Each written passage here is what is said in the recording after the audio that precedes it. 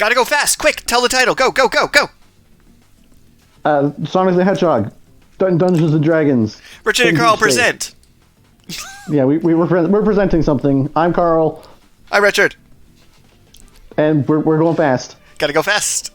All right, but let's slow it down a bit here. Before we get into the topic of Sonic the Hedgehog, let's go first to what's new in Carl Hills.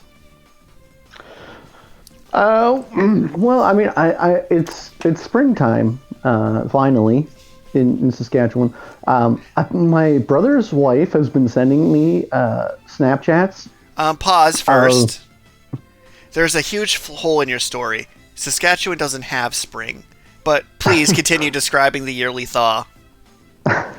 Well, okay, so my brother's wife has been sending me Snapchats of all like the flowers and the green grass and the blue skies and the positive temperatures in BC, and until about like a week ago, we were still getting like freaking snow, and it was just, like it was awful. But the snow is finally almost all gone. There's still like only the largest snow piles have. Well, I mean, now they've turned to dirt piles. I don't know if this is the case in the rest of the world, but we put a lot of sand on our roads to like keep traction when you're driving around in the winter, and then all the snow piles just turn into giant piles of like dirt. It's really kind of gross. Yeah, in the case of... Oh, go ahead. Well, I was going to say, we don't get flowers here. You know it's spring when the dirt piles come out.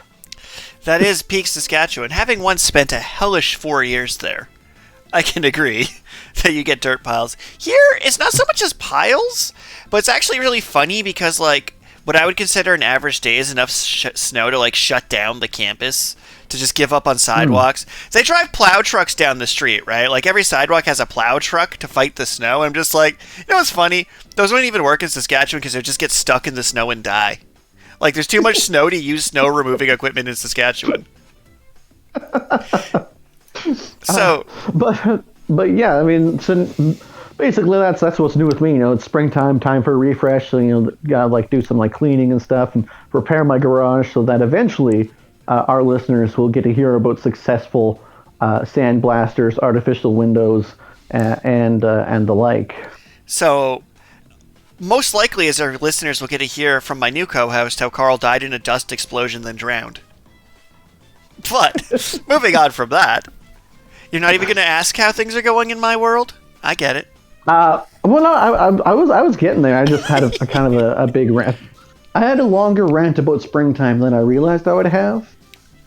I mean, you're technically at 3 minutes, so your rant doesn't even fill the commercial break in a conventional TV cycle. So what's new with you, Richard? So I'm getting to the end game of my semester, and it's one of those things where I've technically finished all my assignments with 3 weeks left, but because I'm lawful good, despite my edgy exterior and my insults at you, I am a lawful good person, which means I'm compelled to attend these classes that have no grades they can give me left. Like, I just can't do it. I have class tomorrow at noon, and the teacher's like, oh, it's just a drop-in casual Q&A session, completely optional. And you know I have to go to it. I can't stop myself. Ooh, I feel like you're going to be on the answer side of that Q&A. I mean, I do like to try and have a one-on-one meeting with each of the professors and tell them how their class could have been better. Ooh. Actually, that goes over really well. Like, I went in with one of my redacted professors about redacted, and we had a lengthy redacted conversation about how to structure the units so you get a cleaner following of learning goals through the semester. Like, it was a really productive meeting because I love talking to teachers, but I also could just call in sick this entire week and it'd have no actual effect on my life whatsoever. Right, because there's no more assignments that are, like, they're just giving you time to work on your assignments that are due in 2 weeks, right? Exactly, which is so hard for me not to be sassy. So I'm a tutor, I'm a Learn Well facilitator, I support education, but when I check at the student Discord and people are like, I got like 7 assignments left to do, this is some nonsense bullshit, I'm like, do I tell you that I finished a few days ago and I just have my feet up? And I have crippling ADHD and a short attention span? Like, it's like part of me wants to help you, part of me wants to let you vent, but on the other hand, the desire to be sassy is so overpowering in my core that I have to actively repress it and hold it in. But yeah, so now I've started going to town on working hard on my book 2 of my series because I've already completed the semester. And that's pretty much my days. Is I found a tool called the Most Dangerous Writing app, where what it does is you take more than 6 seconds between keystrokes, it deletes all the progress you've done. So I set this thing for an hour, and then whenever my typing speed slows down, it starts flashing red wing like warning, warning, warning, to try and keep my brain on task. It's really effective if you don't care about yourself. So I do have mild wrist and finger pain because I'm like, I need to get this done. I'm making great stride, but it would be the equivalency of if I put a collar around your neck and if you took too long to make a pizza, it tased you. Oof. Which would greatly improve pizza efficiency. that would. I mean, I'm just kind of imagining this now. I feel like it'd be like one of those like the dog collars that if the dog goes outside of the zone, it zaps them, and so then like the zone would move, and it's like, okay, you got a pizza, and then you have the zone would slowly be moving to the other end of the pizza line, and if you don't follow it, then you get zapped. Another tack too is you build a scale into the counter, right? And you know how much the toppings weigh. So what you do is you have to make sure the scale's increasing, and if it's not moving at the same rate, it zaps you, and then it resets when the pizza goes through. So it's like you have weight sensors, and you have to be moving along adding toppings. And you have it programmed in so it knows how much you're putting on. And you can also zap people if they over-topping at the wrong spot. Ooh, yeah. This is starting to sound like the future for sure. Oh, no. So anyone listening to this, do not implement this, please. Please. Yeah, I feel like you might be violating a few labor standards. For now. I mean, at some point, someone passed a law that you can work for 48 hours that's not overtime because we do it on week, not a day, even though no doctor thinks you should ever put in a 16-hour shift. Is that like an Ontario thing? Because, like, me, I think so. For my job, I have like read the labor standards for Saskatchewan for the most part, and like in Saskatchewan, you're required to pay overtime at 40 hours a week or 8 hours in a day, whichever is greater. Yeah. And then you can be scheduled for 44 hours a week before you can just I think I decide not to misspoke work. on my specifics, but it was definitely for one of my jobs at Redacted, because they would just schedule me 3 12-hour shifts. I didn't get overtime, but I didn't get to see the sun or do anything I loved. Because you could just trap someone there and make them technically not go over the weekly limit, which means you could force them to work more time in a day than is biologically recommended by any health official. Yeah, I'm pretty sure the labor standards would actually protect you in that case, because the whole 8 hours in a day, that would end up being greater than more than 40 hours in a week, so you'd have to be paid for the one that was greater. Yeah, since I've never got that payment in my life, I have to assume it doesn't apply here. So, well, and I mean, also there's like a statute of limitations on how long you can kind of claim that stuff. So if you feel like you're being abused in your workplace and feel like the labor standards could help you, then you should get that. For the record, I've definitely called labor standards more times than most sane human beings, so I've done my fair share of whistleblowing to the point where I could probably whistleblow enough to make the Song of Storms happen. But we should probably move much more quickly onto the topic of today's episode. All right, so let's start with the classic first question of Sonic the Hedgehog. What was your first Sonic the Hedgehog experience? And I really hope it wasn't Reddit. No. My first Sonic the Hedgehog experience was definitely on the original Sega Genesis. Nice. Just playing like classic Sonic. But I never actually owned a Sega of my own. And I think like Green Hill Zone, I've beat that one like a million times, but then the levels after that, it's like I don't know them. So, well, it's kind of interesting. So I never had a Sega, but I did have a Windows 93 laptop that was roughly the size of a briefcase. And my one video game for it was the CD version of Sonic 3 and Knuckles, which is the best Sonic game except for maybe Sonic Mania or Sonic Adventure 2 Battle. So my first Sonic the Hedgehog experience was on my computer trying to beat Sonic 3 and Knuckles, which with my medically diagnosed stupid fingers. You wouldn't think that game's difficult. Sonic games don't seem difficult, but they ramp up pretty fast. And that was my first Sonic the Hedgehog video game experience. However, I had a deep love for the Sonic X TV show. Because it was fantastic. Although there was like 5 different Sonic shows I've seen bits and pieces of over my life. Have you watched any of the Sonic TV shows at any point? It's kind of like Spider-Man or Batman in that way, where it's like you say, there's so many different variations, or even like Scooby-Doo. Scooby-Doo kind of falls in this category, where there's so many different iterations. Like, I'm not sure which one I've seen or what's even canon in what story. Because I know they did one that was Sonic Underground, where they had magical music instruments and it had nothing to do with the franchise as a whole. And I loved it, but I also am not sure it really existed. Maybe I just made this up, or I was watching like YTV at midnight and it would air reruns of it. So I'm not actually certain the show exists, but I remember it pretty vividly. Oh man. Okay, just as an interesting fun fact, Sonic the Hedgehog CD, I don't know if that's the one that you were talking about specifically, but it was released for the Sega CD system in 1993. Then it was released for Windows in 1995, which makes sense because you probably had Windows 95 since 93 doesn't exist. There might have been flaws in my story. Anyway. But more to the point, apparently that was re-released in 2012 for Android, and then because the failed Ouya, which I don't know if any of our listeners would even know what that is, because apparently it was that much of a failure, but yeah, there was a Sonic game released for the Ouya. That is hilarious. Oh man, so for Sonic games, what are your personal favorite ones you've played? Because I don't know how many later ones you played, but I could still sing the final boss music from Sonic Adventure 2 Battle for GameCube, because that's just one of my favorite video games of all time. See, Sonic has always been a super cool and interesting character to me, but for some reason, well, actually, because it mostly wasn't Nintendo, I really haven't played that much Sonic. It's kind of funny, because almost all my Sonic games I played on Nintendo systems. So I had Sonic Adventure and Sonic Adventure 2 for the GameCube. I had Sonic Advanced 1 through 4 for the Game Boy Advance, which had fantastic link cable co-op. Ooh, yeah.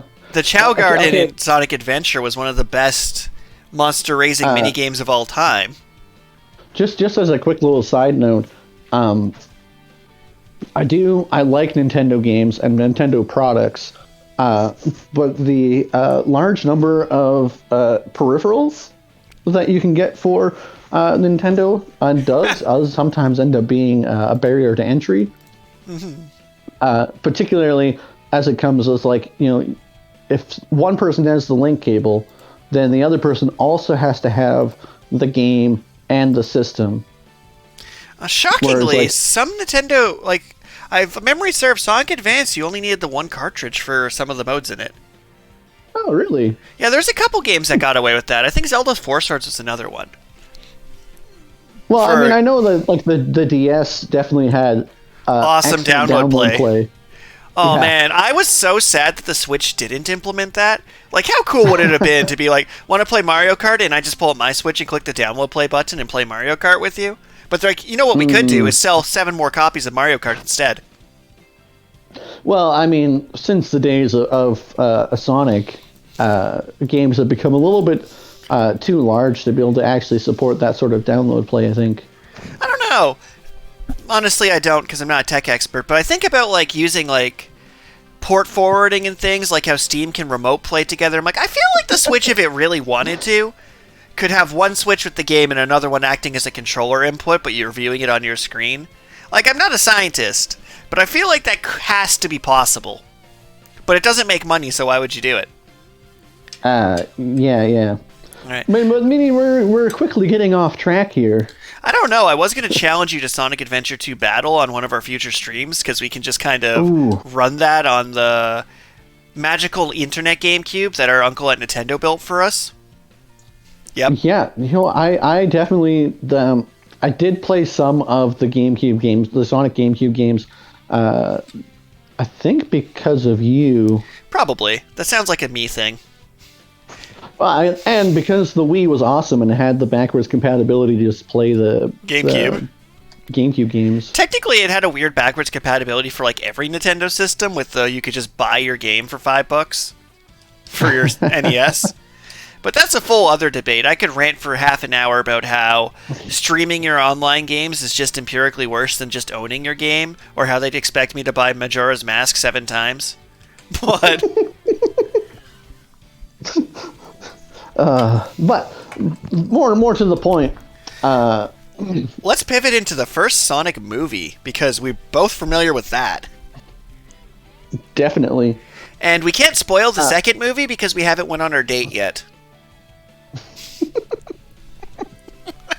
Well, see, I'm not sure if I can't see that movie because it's not with Robert Pattinson.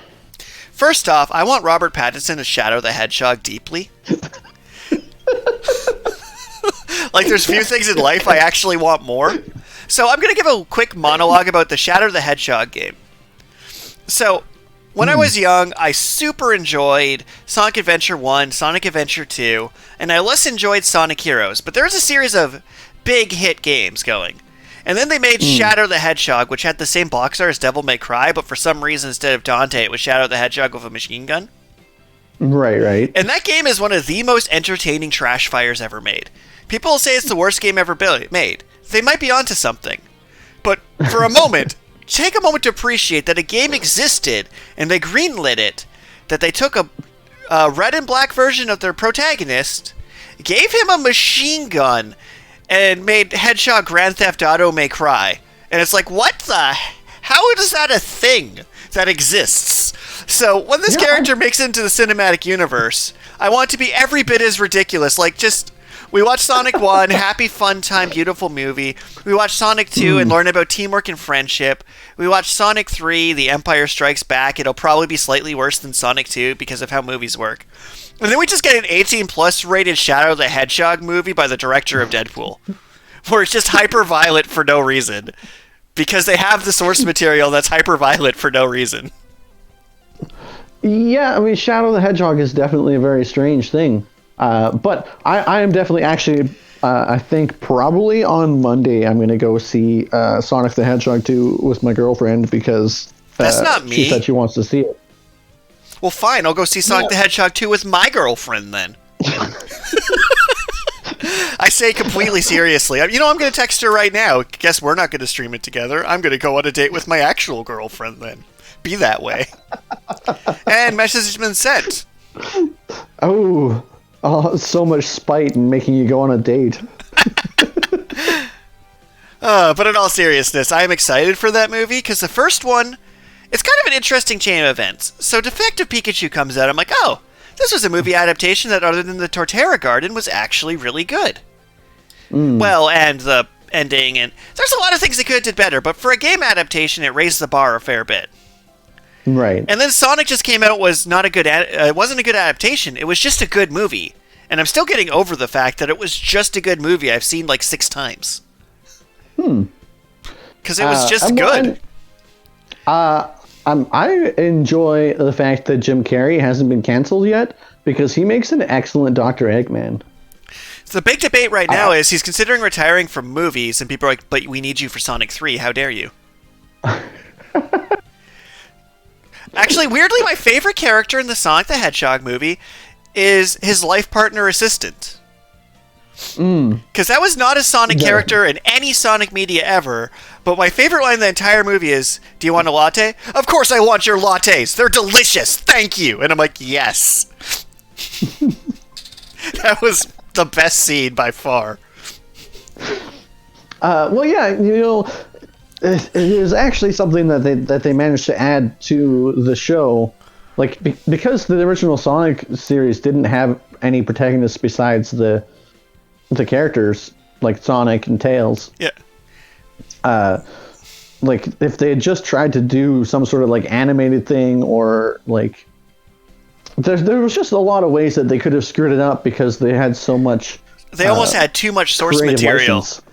Part of it, too, is they had so much source material. Like, the Sonic X cartoon adapted 3 main video games, like Sonic Adventure and Sonic Adventure 2, were big, sprawling, almost Marvel movie-esque giant set pieces, like run up the pyramids, this and that.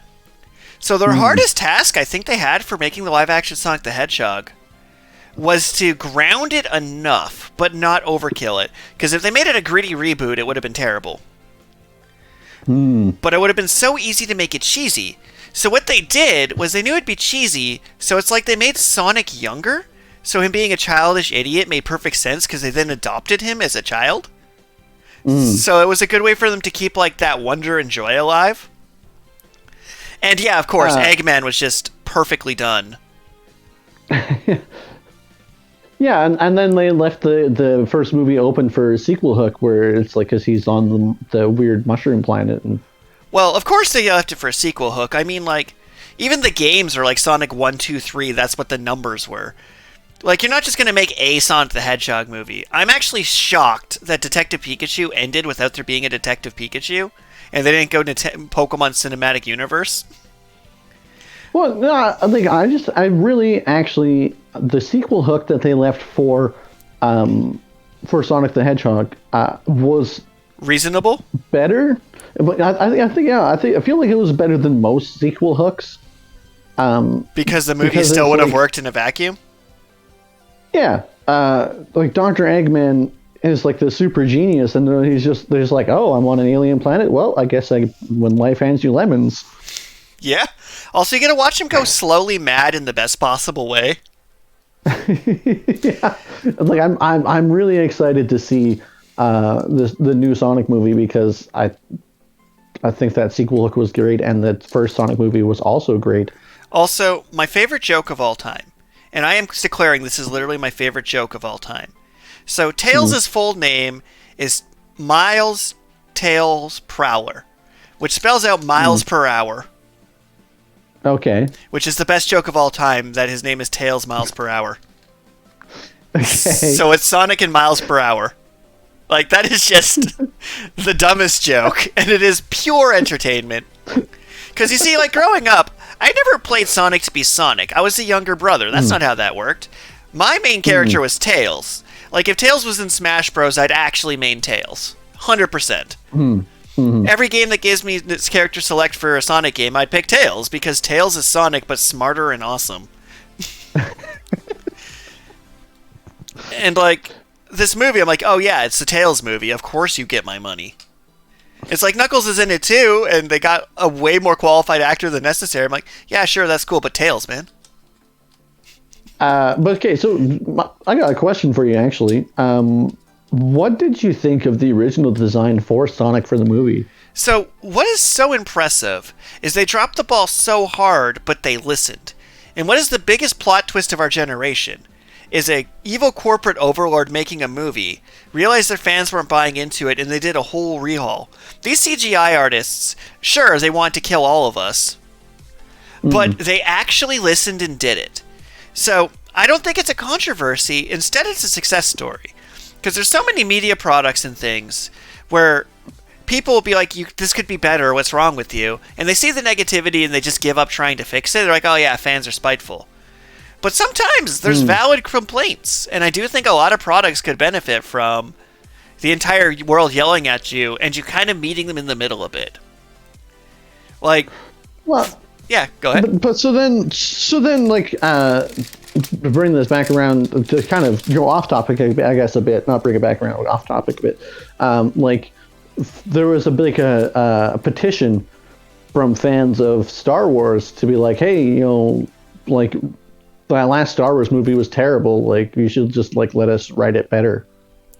So what's interesting about that is I'm a fan of actionable change. So if you go up and be like, this is dumb, like I do this a lot when I do talk to students before going into meetings with professors, is they'll be like, I hate Professor Blank, they're stupid. I'm like, can you be more specific? Because that's not an actionable change. It's like, well, they expected me to learn programming. I'm like, that's an actionable change. Let's see if there's a way that can be taught better to make it a little easier on you. So by saying the new Star Wars is stupid and I hate it, that's not an actionable change. That's just you being an angry nerd. If someone says, I'm kind of sick of Star Wars movies being about the Skywalker family. Can we watch something else? And then they make The Mandalorian. That's actionable change. You want to see a different part of it, so then you did it. So I'm not saying that The Mandalorian existed because everyone whined about Episode 9. But had they whined about, yo, can we have more Mandalorians instead, that's actually something a studio could do. It's kind of like if you say the new Pokemon game's bad when talking about the Diamond Pearl remakes. That's not actionable change. It's empirically true, but it's not actionable. Instead, you go, we didn't like that you, A, didn't fix the collision so you could just walk through walls. We didn't like the polish and presentation, and we didn't like that you didn't give us any contents from Pokemon Platinum. If you do a petition of add the Platinum features in, that's actionable change for the next time they do a Pokemon remake. Because they're not going to go fix the current game, but that may impact the next one. Fair enough. And I mean, like you said, for Sonic in particular, people responded so strongly to the trailers that they actually fixed it. And now they have a better model for the second one, so any artifacts that were left over from the quick swap of art styles should be like the visual effects should be even better for this version, for this sequel, because they actually were dedicated to the newer style. Oh yeah, but to go a bit more into the movie, because I loved it, the big things it does well is that they didn't put all the heavy lifting on one actor. A lot of movies have exactly one good actor and everyone else is terrible. Marvel's the best example. They'll have a strong, powerful, charismatic protagonist, usually a passable second character, and then everyone else just phones it in. Like, almost every Marvel villain is so one-dimensional you don't care. So for a video game adaptation to have a fully fleshed out three-dimensional protagonist, antagonist, and a couple supporting cast members was actually amazing. And the thing is, they only had like 6 characters in that movie total. Because they didn't want to inflate it, they just actually gave people their due time. Yeah. Where it's like, yeah, your villain was as charismatic as your lead. That is great, because that gives them peak banter. And it's interesting is a lot of things they did, they actually kind of adapted. They made up a lot, especially when there's entire Sonic comic books, TV shows, movies, video games. There's tons of Sonic lore.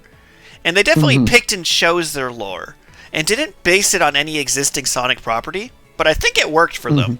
Because they're like, okay, Green Hills Zone is actually just a small town named Green Hills, rather than the video game. So it's almost like they homage their creation, rather than trying to trill it out.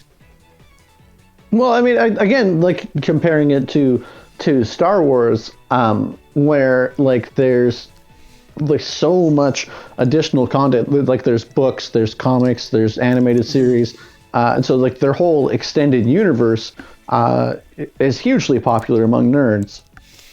But for the average viewer like myself, like I liked the original trilogy. The prequel trilogy was passable, but then they started trying to like pull in weird things from this extended universe, and so like the compass that leads to the Sith planet, just to me that felt like a complete ass pull that made no sense to someone who's actually read the extended universe and done a lot more research. They're like, oh yeah, that's kind of cool that they homaged that. And it's like, no, that was not an homage. That was just like a slap to the face to anybody who's not a super nerd. It's interesting. Like I like to say about movies, one of the main things I judge them on is how complete and standalone they are. Because Marvel comes up a lot, and for me, I like a movie to be a standalone story. You watched your movie, you enjoyed your movie. That was it. Good job. Game over. And Sonic was a great movie. You could just sit and enjoy that movie, and it was delightful. But a lot of things want to be cinematic universes, and it's like I was watching the Hawkeye show, which is one of the Disney Plus shows, and the final villain was the Kingpin from the Daredevil show. And nowhere in Hawkeye do they actually talk about Kingpin until like the dramatic reveal at the end, and I'm like, you expect them to have watched a Netflix spin-off from 5 years ago to use as your villain? Are you kidding me? Because they didn't build him up in the show. He just was a reveal to be dramatic. I'm like, are you kidding me? This is terrible. This character should not even be in here. And I like the character, I like the actor. But you literally are just homaging something to show you own these intellectual properties now. And was not built up in the self-contained narrative in any way, shape, or form.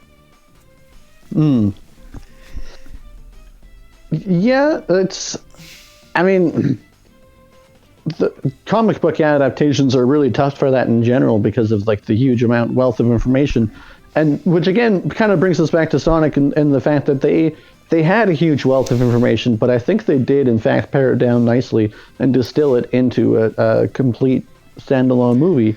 I mean, it's interesting is, to follow up on that, the only characters from the Sonic the Hedgehog multi-million-dollar franchise with its like 5,000 plus named characters, they only use Sonic and Robotnik. You know how much self-restraint you have to have when you have entire action figure lines? Like Sonic Mania, a really good Sonic video game, which was made in their more retro style for Switch and PALs, has 12 playable characters, I think. It's like Sonic, Tails, Knuckles, and then like 2 new ones, and I don't know, some unlockable ones.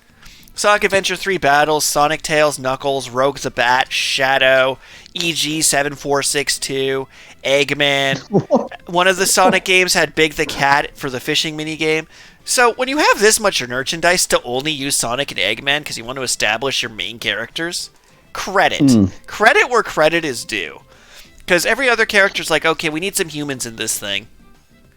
So we're going to make up characters because most Sonic TV shows have them paired with a kid, because that's what you do when you're making a cartoon, is you put in a child character to act as your audience's viewpoint. So the self-restraint to only put Tails in as a teaser, to not sell Knuckles shirts with the first movie, is impressive. That they were able to have that much self-control to only use Sonic and Eggman. And for the record, Sonic is in Smash, and everyone's like, oh, they should have Tails or Knuckles. I'm like, nah, y'all wrong. We want Eggman as Eggman Car with his Wrecking Ball as the new Smash character. That would be the correct answer. Yeah, so anyway, I think we're both pretty excited to see whether or not they can keep this energy up for the sequel. Oh, absolutely. Because, like, the biggest thing they could do to ruin the sequel, which I don't think, I'm feeling good about it, is if they try and pull in too much Sonic at once. It's weird, but they have to have self-control over what they do. Like, they put in homages to Knuckles in the first movie, but never win anything. That and an owl that's been in no Sonic media whatsoever, and no one can tell you anything about that owl.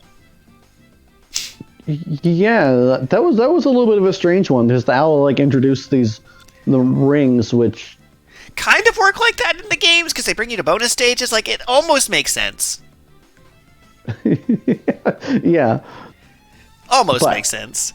But yeah, a lot of what I enjoyed about that movie is it actually was a good movie, which is sounds like such a sassy not answer. But for a movie you could just sit, enjoy from beginning, middle, end, has themes, solid character arcs, character growth. Like, it had a lot going on. Like, Sonic's biggest character growth was not being a weirdo who lives in a cave and actually trusting people. Right. Eggman's biggest growth was going completely unhinged mad. And now he gets to go even more insane. Which is just going to be beautiful. He's going to start turning animals into robots, or like how is that going to be a plot point, or like? I'm curious to see how it goes, like, because that is like an iconic what the plot of the original games was effectively. But also, I don't know if they're going to go that well, because there are lots of Sonic properties. They're like, okay, we have a anthropomorphic person. Let's have it take place on Furry World. And I don't think they're going to make the cinematic movie be furry bait. So they're going to keep their actual Sonic the Hedgehog anthropomorphized animals down to a minimum. Because we do not need another Rogue the Bat scenario.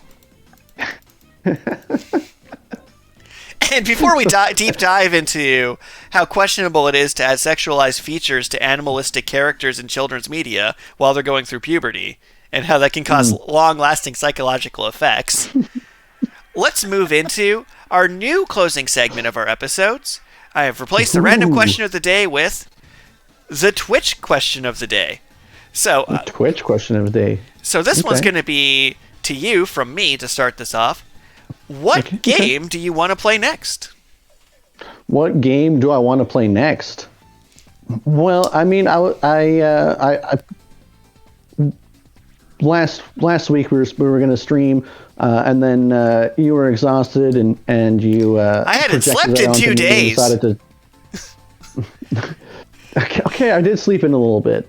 I hadn't slept in 2 days. Anyway. Yeah. But more to the point, I then re-downloaded Super Smash Bros. So that we could have our 3-on-3 Squad Strike theme battles. That sounds fantastic.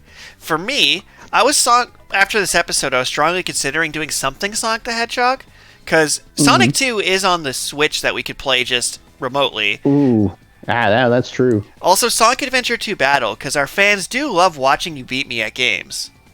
Is also like a fantastic one that could come up. So, but I'm with the Smash Bros. But to add a little bit of flair in, I'm going to put Sonic the Hedgehog on my 3-man team. That just seems appropriate after this episode. And maybe if I'm lucky, I can find a way to mod both our games between now and then to add Tails and Knuckles. Well, yeah, and then you could go with round characters as one of your themes. Oh, my theme was going to be Gotta Go Fast, and I was going to go Sonic, Captain Falcon, and somebody. And Bowser Jr. because his car goes so fast? Or maybe Wario because he has a motorcycle. Those are both options. Those are pretty solid Gotta Go Fast options. Pikachu, though. Pikachu. Ooh. Pikachu and Sonic feel like a natural tag team. They do kind of seem like a natural tag team. I was playing a stamina battle with my buddy Aaron the other day. Shout out to Aaron. After I chose my character, I realized I chose wrong because I chose Pichu. So all of Pichu's moves hurt him. What's hilarious is back when Smash Bros. Melee was such a big thing in my household, my brother would use Pichu just kind of like as a flex. Like, yeah, I could beat you with Pichu. Deal with it. But oh man, I think I'm going to go Sonic, Pikachu, Pichu for our first match and go Team Thunder Rodent. In any event, yeah, I mean, we could definitely do some Sonic games because you seem to have a lot of fond nostalgia for the GameCube games, and I do recall them being pretty fun, the ones that we did play together. Absolutely. Like, the best thing is on Sonic Adventure 2 Battle, they added a battle mode, which is kind of the most on-point naming convention possible. And that's something that's been weirdly missing from a lot of more modern Sonic games is you're basically going through a racetrack, but having a 2-player and being able to kill each other just elevates it to that next level. But thank you everybody for tuning in, and remember, the Waltz of Blade Deluxe Edition with new cover by A.G. Nonsuch is available on my shop, and each copy you build gives me a little bit more funds to, I don't know, eat. Yep, that's it. Well, take care, bye. And don't forget that each copy you buy helps support and build Richard's ego so that he can feel inspired to write the next book in the series. I mean, I was going to pin the, if you buy books, I can afford food so I won't die so I can finish the second novel. That's kind of where my sales pitch was at. But I appreciate you trying to be like, yes, give a motivation and joy and support. I'm like, that's great. But also caffeine and nutrients definitely help. Like, my lunch today was Frozen Pierogies. It's $2 a bag. So if one viewer buys a book, that gives me another full pierogi meal. With I really maybe some hope bacon you didn't bits. Eat the pierogies. I really hope you didn't eat the pierogies while they were frozen. Oh, no. I did, like, a butter wine sauce, and the wine was actually just, like, I had, like, wine pickled sauerkraut. So I, like, made, like, a butter wine sauce and sautéed them. And they were delightful for a net cost of, like, $20. Not even, like, $1. I had a pickled sauerkraut so there was a vegetable and it would hit nutrient counts. But yes, thank you for supporting our show, listeners. And we hope to see you on our Twitch stream on Tuesdays, where we, at least this week,